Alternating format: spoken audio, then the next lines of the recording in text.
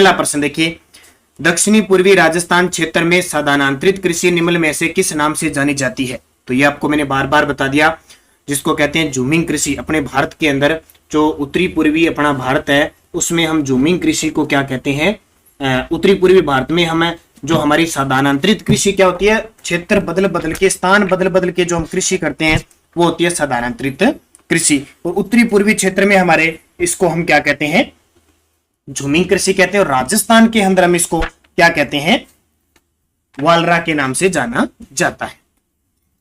वह फसल जो मृदा में नाइट्रोजन की वृद्धि करती है, वह फसल जो मृदा में नाइट्रोजन की वृद्धि करती है तो दालें करती है। और दालों में भी सबसे ज्यादा बोते किसको है? उड़द। ये सबसे ज्यादा नाइट्रोजन की वृद्धि करती है। और दालें अलग अलग प्रकार की है, कुछ दालें रबी की फसल है, कुछ खास करके मटर और मैसूर है ये रबी की है, बाकी लगभग सारी खरीफ की फसल है। कृषि अनुसंधान केंद्र मंडोर कौन से कृषि जलवायु प्रदेश में आता है? कृषि अनुसंधान केंद्र मंडोर कौन से कृषि जलवायु प्रदेश में आता है? तो शुष्क पश्चिमी मैदानी।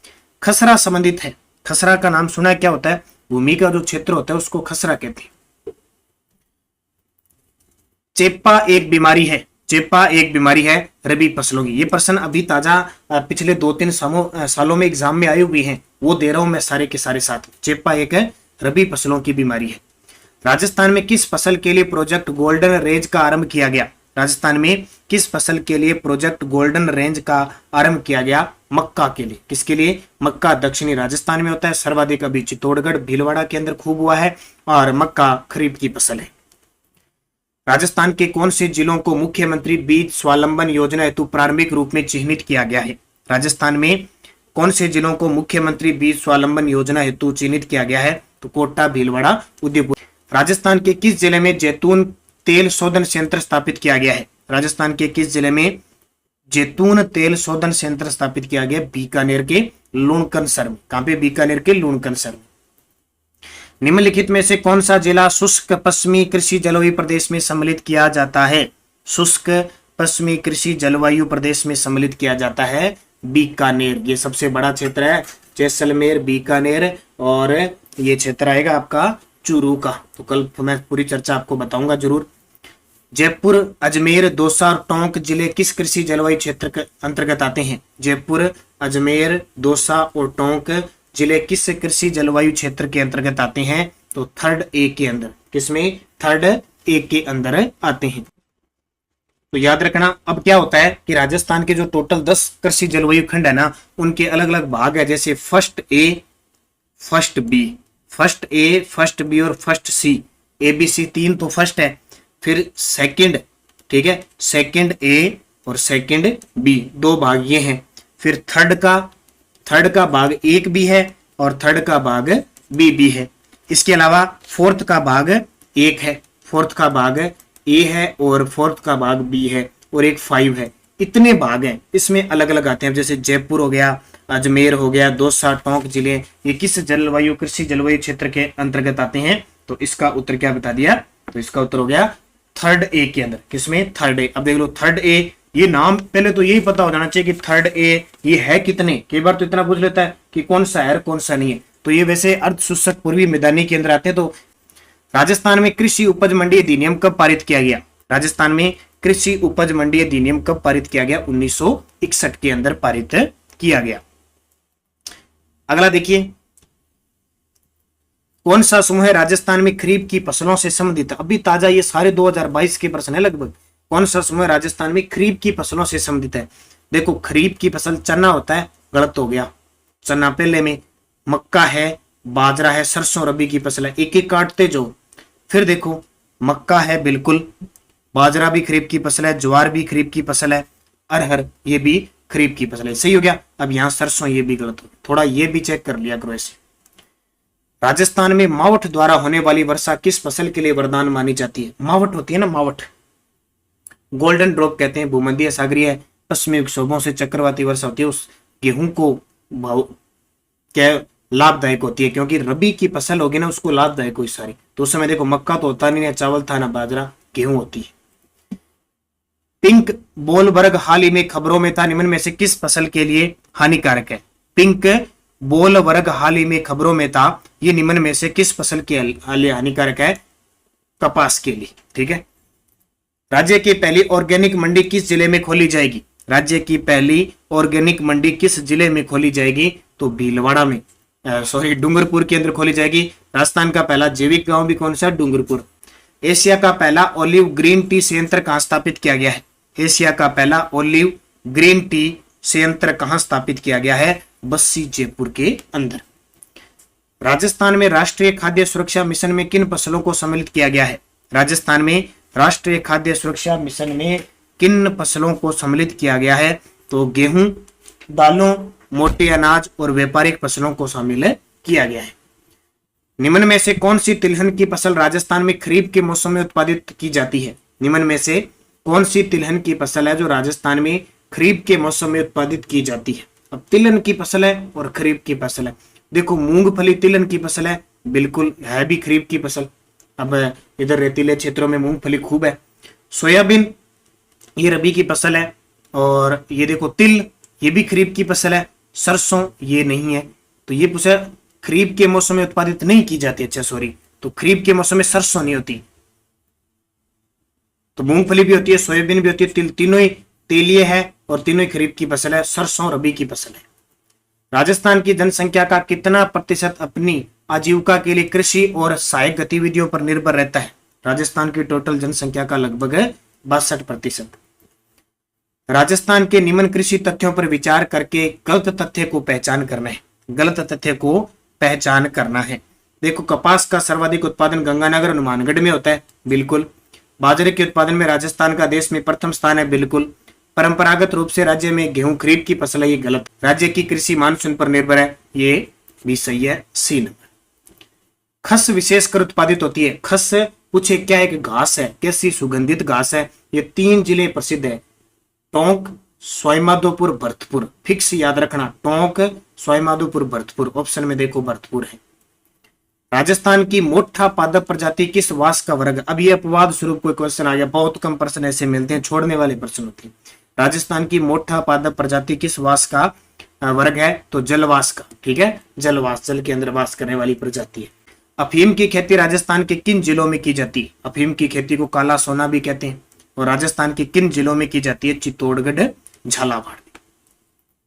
अर्ध शुष्क पूर्वी मैदानी कृषि जलवायु उपखंड में सम्मिलित है। अब सीधे कृषि जलवायु खंड पढ़ते रहना, साथ में आपको पता लग जाएगा कितने सही हो रहे हैं कितने गलत।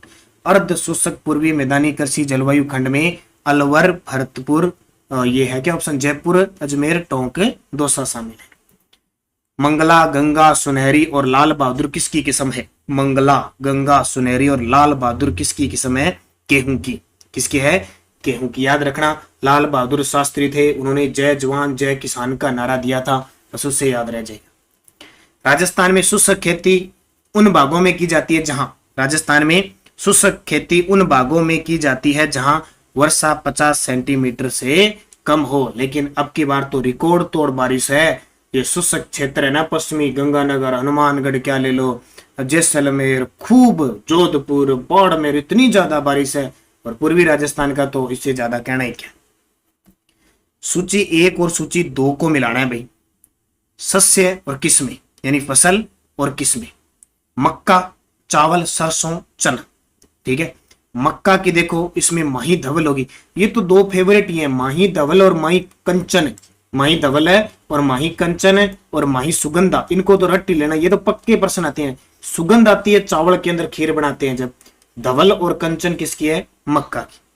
ठीक है, कंचन को मक्की खिलानी है, मक्की चल रही है ना। चावल, चावल की कौन सी है? डागर, ये नहीं है, ध्यान रखना।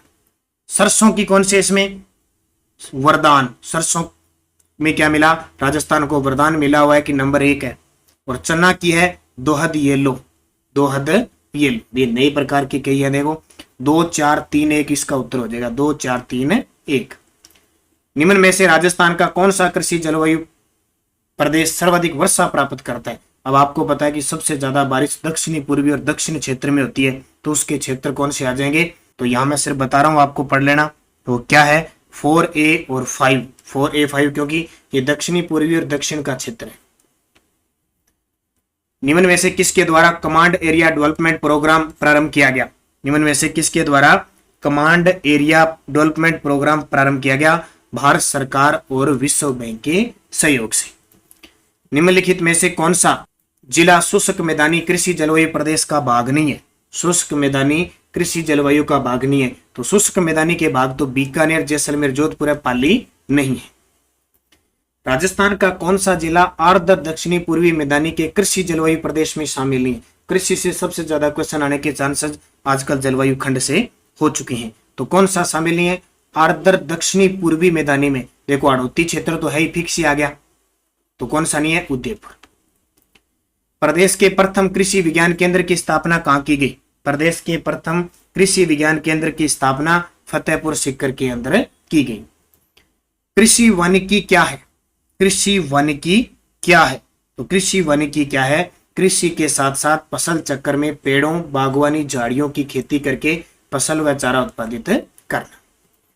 सहकारी किसान क्रेडिट कार्ड योजना का देश में सर्वप्रथम शुभारंभ किस राज्य में किया गया? सहकारी किसान क्रेडिट कार्ड योजना का देश में सर्वप्रथम शुभारंभ किस राज्य में किया गया? अपने राजस्थान में। और रिकॉर्ड ऋण प्रदान किया गया था पिछले 2-3 सालों। माल्टा किस से बनता है? सॉरी माल्टा नहीं, माल्ट। माल्टा तो सबसे ज्यादा गंगानगर में होता है, रसीले फल होते हैं, लेकिन माल्ट किस से बनता है? जौ से बनता है। राज्य में तिलहन का उत्पादन सर्वाधिक किस जिले में होता है?